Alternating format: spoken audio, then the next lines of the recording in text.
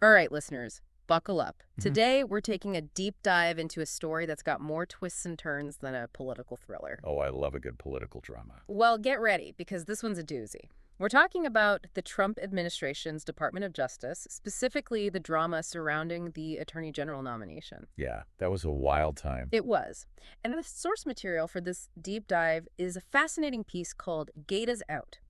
This article dives deep into the story of Congressman Matt Gaetz, let's say a colorful figure known for his staunch support of President Trump. Gaetz, huh? He was never one to shy away from the spotlight. Right. And somehow, this guy was in the running to become the Attorney General of the United States. The Attorney General. Wow. Talk about a powerful position. I mean, Yeah. they're the head honcho of the Department of Justice, responsible for upholding the rule of law for the entire country. Exactly. It's a position with a long history and honestly a ton of power. Think about it. Overseeing criminal prosecutions, safeguarding civil rights, ensuring fair elections, it's a big deal. And that's why Gates' potential nomination was so, well, unexpected.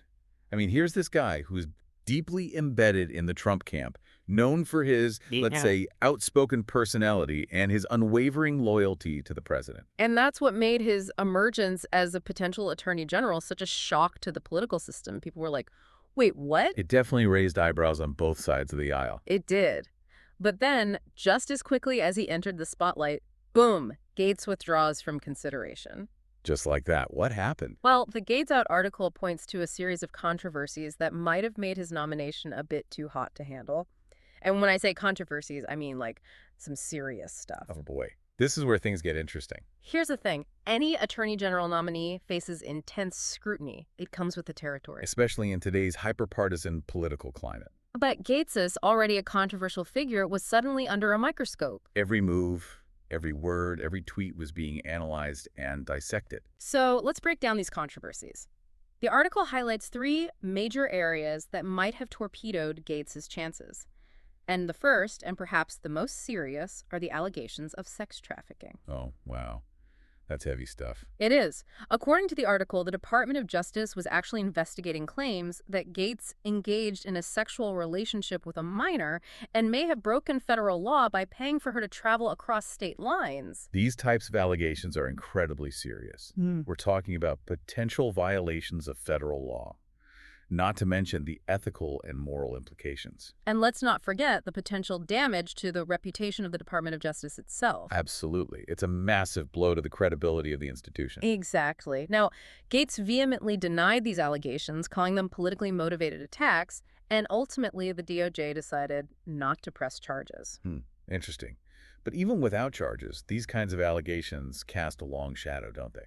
They do. They raise serious concerns about judgment and conduct, especially for someone seeking to hold the highest law enforcement position in the country. Right. It's not just about legal culpability. It's about public trust.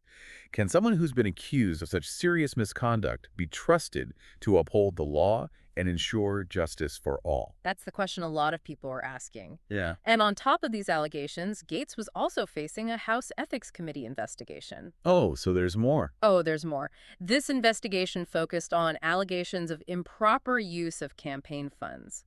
The article cites witness testimonies describing lavish parties fueled by drugs and allegedly paid for with taxpayer dollars. Wait, parties?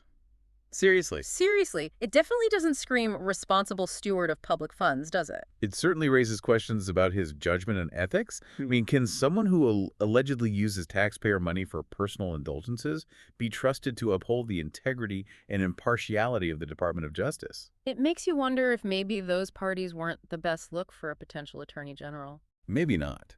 And imagine the pressure cooker he was in, facing these serious allegations and an ethics investigation, all while being considered for one of the most powerful positions in the government. And let's not forget the media frenzy that was surrounding all of this. Gaetz, already known for his, let's just say, flamboyant personality, was suddenly facing a level of scrutiny that would make even the most seasoned politicians sweat. Oh yeah, the media was having a field day with this one. Every move he made, every word he uttered, it was all over the news. And the pressure, I can't even imagine. It's a lot for anyone to handle. And you have to wonder, how would all this scrutiny, coupled with these investigations, have impacted his ability to function as Attorney General? It's a job that requires incredible focus, clear judgment, and the ability to make tough decisions under immense pressure. Right. It's not exactly a job for the faint of heart. Definitely not. So, facing all this heat, Gaetz ultimately decides to withdraw his name from consideration. In the Gates is Out article, there's a quote from him saying that the confirmation process should be about the future of justice, not distractions from the past. Hmm. That's a pretty diplomatic way of putting it. It is. But his exit left a big question mark hanging over the Attorney General nomination process. Who would Trump choose to fill that void? And that's where Pam Bondi enters the picture. That's right. With Gaetz out of the running, President Trump turned to Pam Bondi, a former prosecutor and the Attorney General of Florida. Another fascinating figure with a background that's both impressive and, well, a bit complicated. Her story is definitely one we need to unpack. Hashtag TTS, the Deep Dive episode 2024-11-21, part 2 of 3. Okay, so we've talked about Matt Gaetz and his dramatic exit from the Attorney General race. Now let's dive into Pam Bondi, Trump's pick to replace him. This is where things get really, really interesting. You're not kidding. Just looking at her background, she had a long and, well, kind of colorful career even before stepping onto the national stage. Oh yeah, Pam Bondi's story is one of those classic, only in America kind of tales. I love those. She started her journey as the daughter of a city councilman in Tampa, Florida. So public service, you could say, it was practically in her DNA. So politics was kind of a natural path for her. Seems that way. Later on, she became a prosecutor in Hillsborough County, Florida, and built her reputation for being tough on crime. That's pretty impressive. It is. And this experience, along with her family background, propelled her into the world of politics, which eventually led to her election as Florida's Attorney General in 2010. So she had the legal experience, the political savvy, but what about her accomplishments during her time as Florida's Attorney General? The article mentions a pretty impressive track record. Does. She was particularly recognized and lauded by some for her work combating human trafficking. She even established the Florida Statewide Council on Human Trafficking. Whoa, a whole council? Yep. And pushed for legislation to increase penalties for traffickers and provide better support for victims. That's a really complex issue that often gets overlooked. It's interesting that she made that a priority. It is a complex issue. And what's even more interesting is that those efforts actually gained bipartisan support, which is, well, pretty rare these days. Yeah, it's like finding a unicorn. Exactly. Yeah. It really shows her ability to work across the aisle, sign common ground on a difficult issue, especially in such a divisive political climate. It's impressive. Got to give her that. Yeah. But her record wasn't without its critics, right? I mean, the article mentions that some argue that her approach to human trafficking focused too heavily on, law enforcement and prosecution. Yeah, there's always another side to this story. Some folks felt that she neglected those social and economic factors that contribute to the problem in the first place. It makes sense. It's a multifaceted issue that requires a more holistic approach, I guess you could say. Exactly. You can't just arrest your way out of a problem like that. For sure. And what about her record on other issues like criminal justice reform? Oh, that's been scrutinized too. Yeah, there were criticisms that her policies ended up disproportionately impacting minority communities. That's definitely something to think about. It seems like there's some nuances to her legacy, even on issues where she seemed to be making, positive strides. Absolutely. It's important to look beyond the headlines. Right. See the impact. Examine the impact of her policies, consider the criticisms that were raised, and really get a complete picture of her time in office. Okay, so beyond human trafficking, the article also mentions Bondi's work on the opioid crisis. Oh, yeah, that was a huge issue during her time as Attorney General. And she didn't shy away from it. Not at all. She went headfirst into battle with the pharmaceutical industry, leading Florida's lawsuits against those companies that were accused of fueling the opioid epidemic. Wow, taking on big pharma. That's a bold move. It was a David versus Goliath kind of situation. What was her argument against them? Well, she argued that these companies, knowingly or unknowingly, downplayed the addictive nature of their painkillers, right? Which then led to widespread abuse and devastating consequences for communities all across the state. That makes sense. But I'm sure those lawsuits weren't without controversy. Oh, absolutely. They sparked heated debates. Some people argue that she was overstepping her authority as Attorney General, interfering with the free market. I see. But others praised her for finally holding these companies accountable for their role in this crisis. It sounds like she wasn't afraid of a fight. Not at all, even when it meant going up against some really powerful opponents. That's pretty admirable. And her work on consumer protection, the article touches on that too, right? It does. And that also showcased her willingness to take on, well, let's say powerful interests. What did that involve? Well, she went after companies that were accused of predatory lending practices, insurance fraud, and other, well, basically scams that were targeting vulnerable consumers. So she was fighting for the little guy against corporate greed. That seems like uh, a consistent theme in her career. It does, doesn't it? It shows a commitment to protecting everyday people from exploitation. But even these, let's call them pro-consumer actions, well, they weren't immune to criticism. How so? Well, her critics, they argued that her focus on consumer protection was somewhat selective. Selective. Yeah, they claimed that she was more likely to go after companies that didn't, let's say, align with her own political ideology. So even her efforts to protect consumers got tangled up in the web of partisan politics. It seems like it's almost impossible to escape those dynamics, especially when you're operating at such a high level. It's true. It's a constant tightrope walk, trying to balance your principles with the political realities of the moment. Right. And speaking of political realities, we can't ignore the elephant in the room, or should I say the Trump in the room. Ah, yes, the Trump connection. That's a whole other layer to this story. And it's a big one. The article paints them as being more than just casual acquaintances. Oh, they were definitely more than just friendly faces at cocktail parties. So their relationship goes way back. Way back. She was a vocal and enthusiastic supporter of his policies long before he even considered running for president. And then once he actually threw his hat in the ring, well, she became one of his most loyal and outspoken defenders. Wow, she was all in. All in. Which, when you think about her nomination for Attorney General, makes you think, interesting choice. It definitely raises some questions. I mean, her unwavering loyalty to Trump, was that a strength or a weakness when it came to being considered for such a crucial and impartial role? That's the million-dollar question. It certainly made her a favorite among Trump and his supporters, but it also fueled those concerns about her ability to actually stay impartial, be independent, especially in a position like Attorney General. It's a tough spot to be in. And speaking of tough spots, we can't move on without addressing perhaps the most controversial chapter in Bondi's story. Oh, you mean the Trump University donation scandal? What's the one? Yeah, this incident really highlights those concerns about conflicts of interest and how those lines between politics and justice can get, really blurry. For sure. Okay, so for those who might not remember or maybe weren't paying attention back then, what exactly happened with this donation? Okay, so picture this. It's 2013. Bondi is still the Florida Attorney General, and her Political Action Committee, or PAMPACA, receives a sizable donation from the Donald J. Trump Foundation. Hold on, a pay. Can you remind us again what that is? It's one of those political terms that gets thrown around a lot. Right. Basically, a pay is a private group that raises and spends money specifically to influence elections. Okay, I got it. So they can, support or oppose candidates? Yeah. But they have to follow certain rules and limits on how much money they can contribute. Makes sense.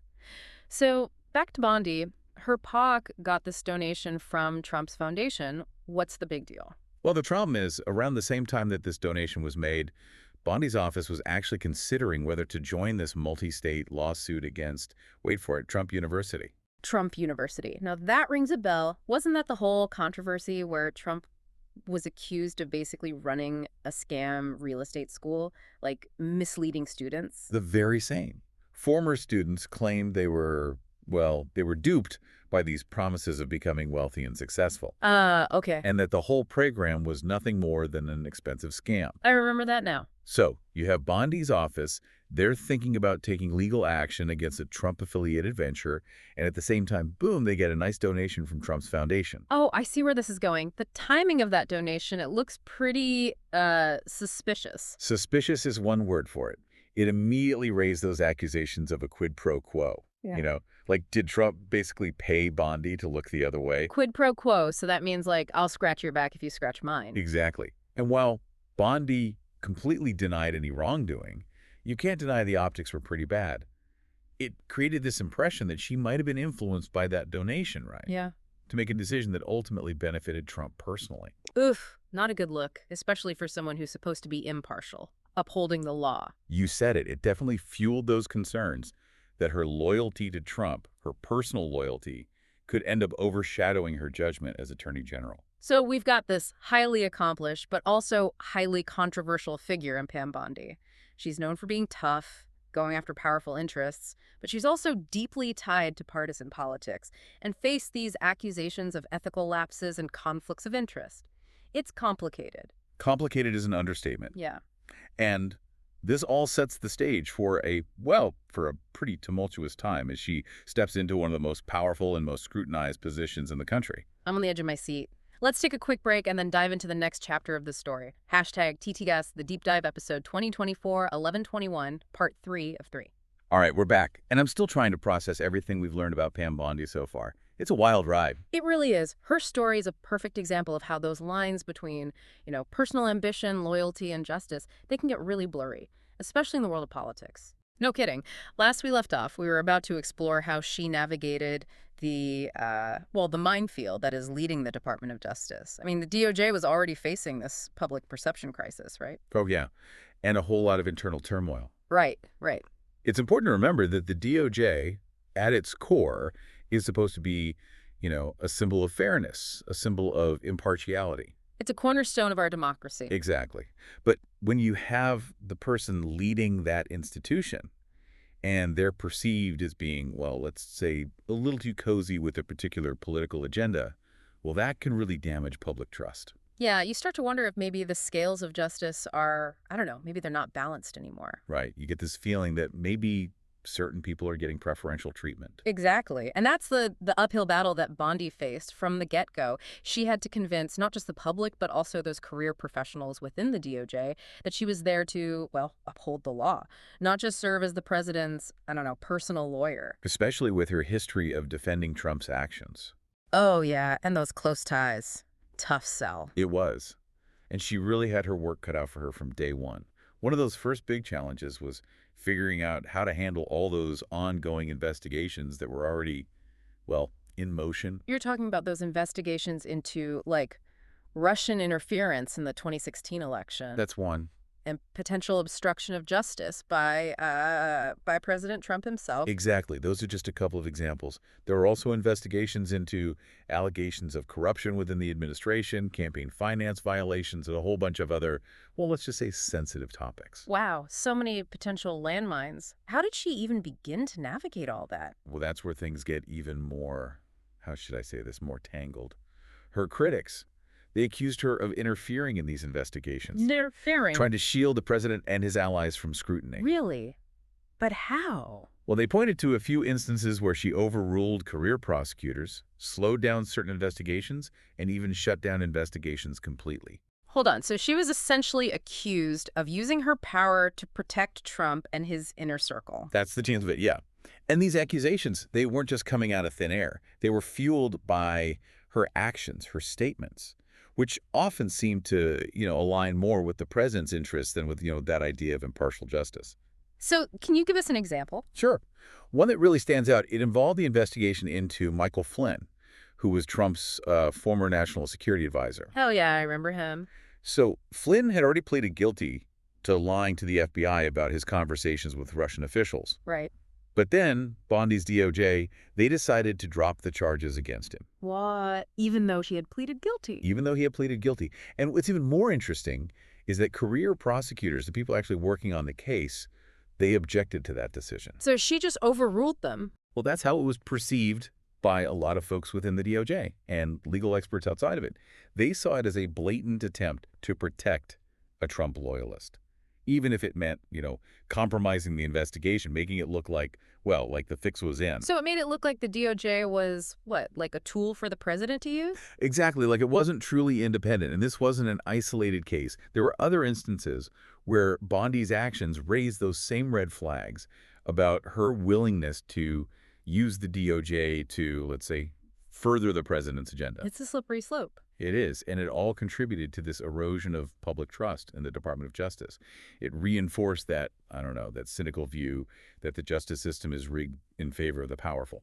It's a pretty bleak picture. It makes you wonder if it's even possible to, to lead the DOJ effectively in this kind of hyper-partisan, pressure cooker. It's a tough question, and one that's still debated today. Should the DOJ be reformed? Should it be, more independent, less influenced by politics? Or is the problem, not the institution itself, but the people who are chosen to run it? It's like that saying, what is it? A fish rots from the head. Exactly. Yeah. If the leadership is compromised, well, the whole system suffers. It does make you think. Yeah. So at the end of this deep dive, what are some of the key takeaways from all this drama surrounding Pam Bondi's time as Attorney General? I think at its core, it's a reminder that those institutions, the ones we rely on to protect our democracy, they're fragile. And they're only as strong as the people we put in charge of them. When those leaders choose, a personal loyalty or political convenience over that pursuit of justice, well, it weakens the whole system. It makes people lose faith. And it's also a reminder that, well, we as citizens, we have a responsibility to, to hold our leaders accountable, demand transparency, demand integrity, and speak up when we see those abuses of power. We can't just assume that people in authority are, always going to do the right thing. Absolutely. We have to be vigilant. We have to stay informed. We have Mhm. to engage if we want our democracy to, well, to survive and thrive. This story, this whole saga with Pam Bondi, it's a cautionary tale. The fight for justice, it never really ends. That's a powerful message. And on that note, I want to thank you for joining us for this deep dive into this, this turbulent chapter in American politics. It was a pleasure to be here. We hope you found it informative and maybe even a little inspiring to, get involved and make a difference. Until next time, keep those brains buzzing.